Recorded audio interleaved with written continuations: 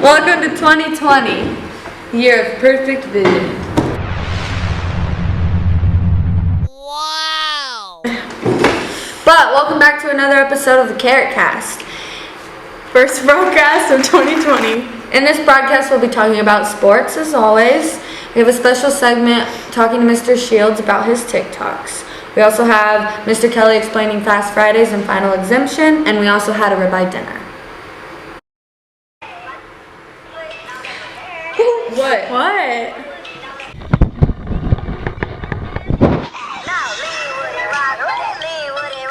Now left foot, right foot, now left foot, right foot, now left foot, right foot, now left foot. One hand, two hands, hit your rollie, do your dance. Now lean with it, rock with it, lean with it, rock with it. We're here with Mr. Shields, our science teacher, and we're going to interview him with some TikTok questions. We see that your username on TikTok is Bunny Science. Can you tell us a little bit about your science club?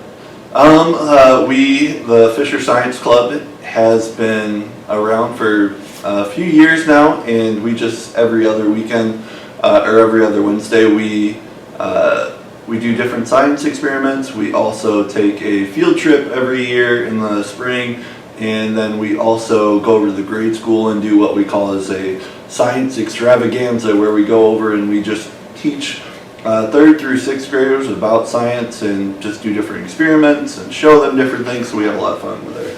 What made you first start TikTok? Well, I already have an Instagram, and so I was having, kind of fun posting on that, and so some students had suggested that I get a TikTok.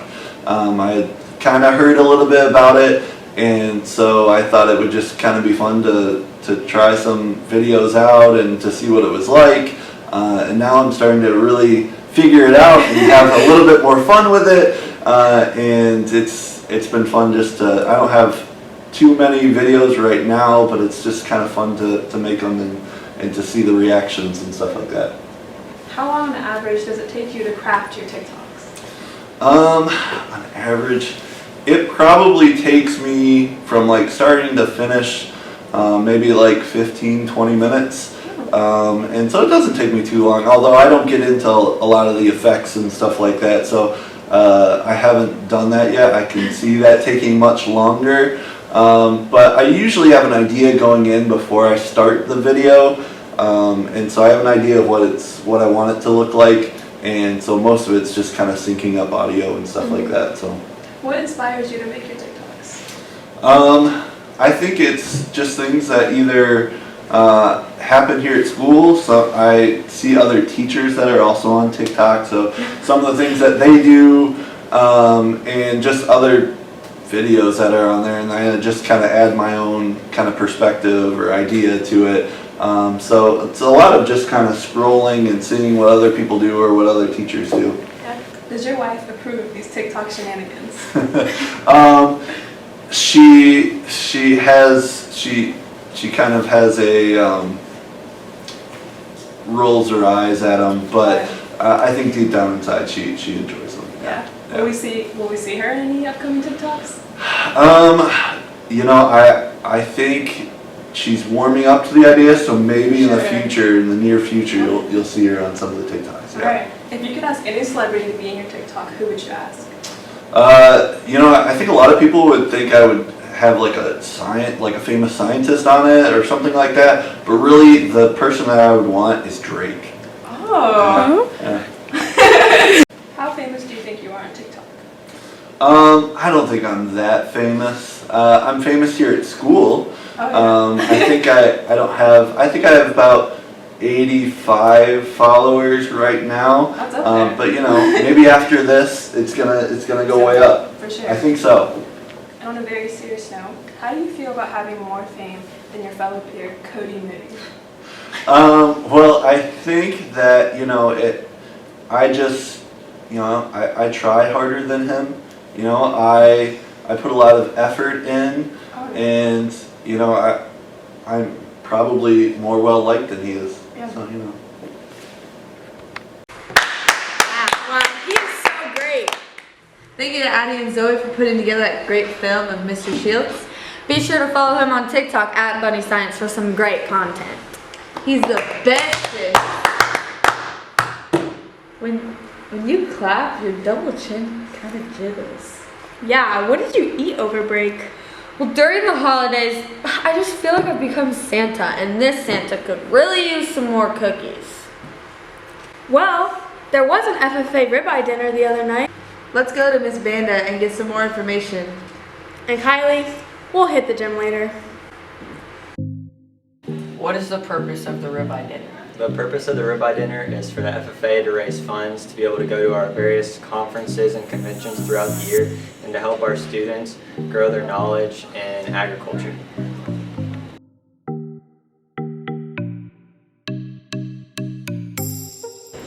How many people do you guys serve? We serve around 250 guests.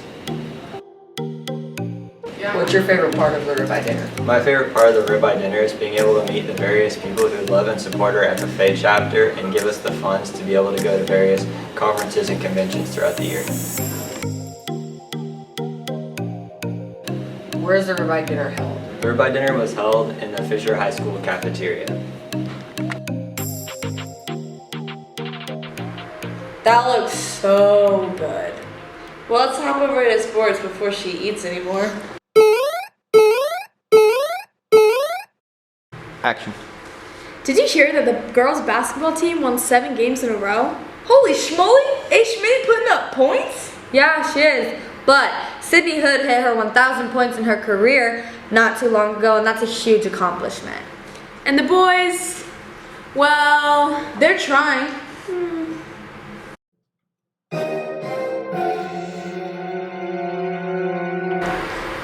Hey, that's not nice. We beat a JV team. Action. And we heard those wrestlers are hitting some stone cold stunners. Yeah, and Jody Reynolds, he said, "Boy," and Caden said, "That's my boy."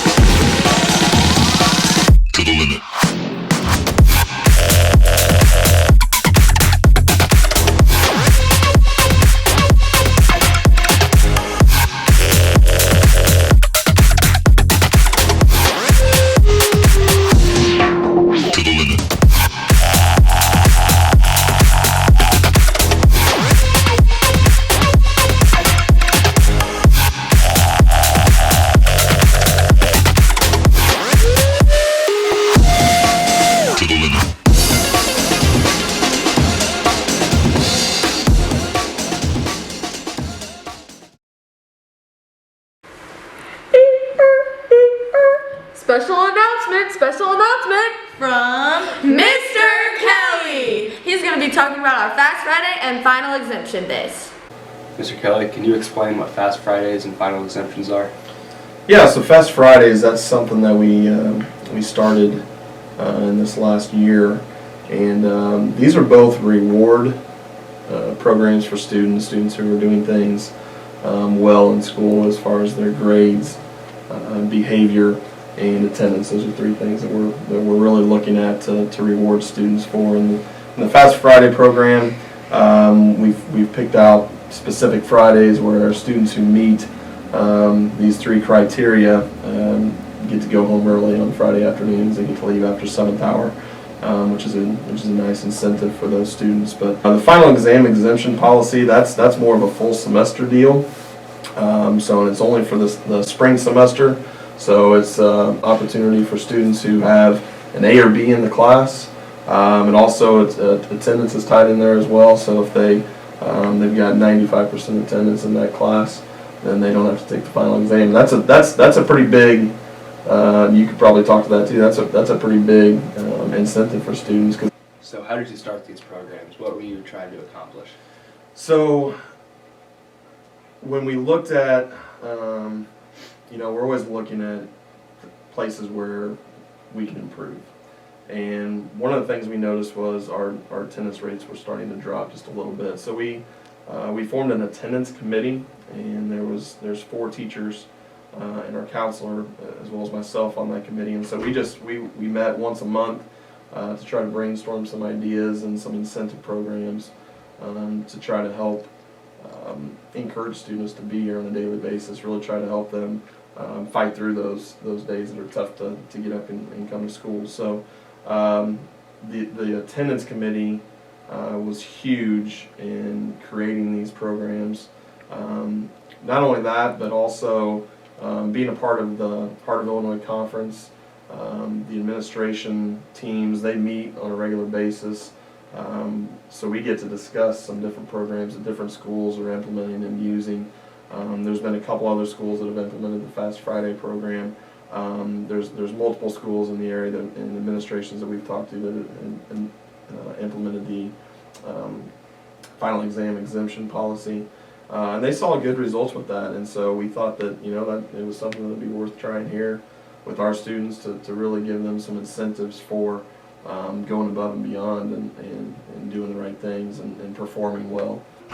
So Mr. Kuhn, I want to kind of flip-flop this interview, and I want to ask you a question about these incentive programs with the Fast Fridays and the exam exemption policy. So I'm going to kind of give you a chance to speak for the entire student body, being a senior.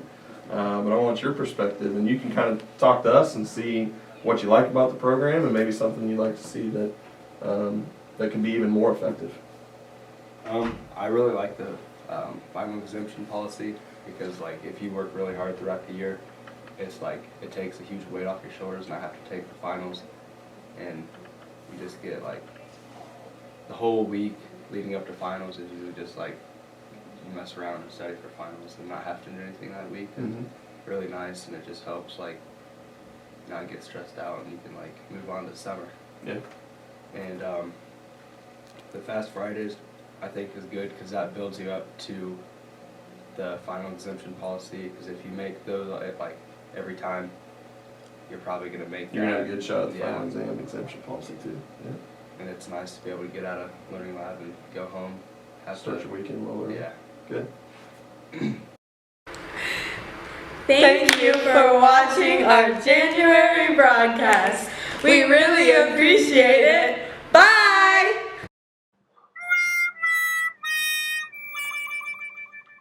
Alright, in this broadcast we'll be talking about sports.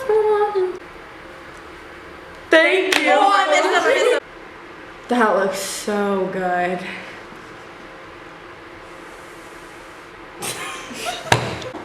Holy moly, A. Schmitty putting up points?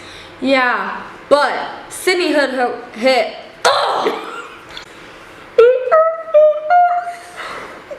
Special announcement.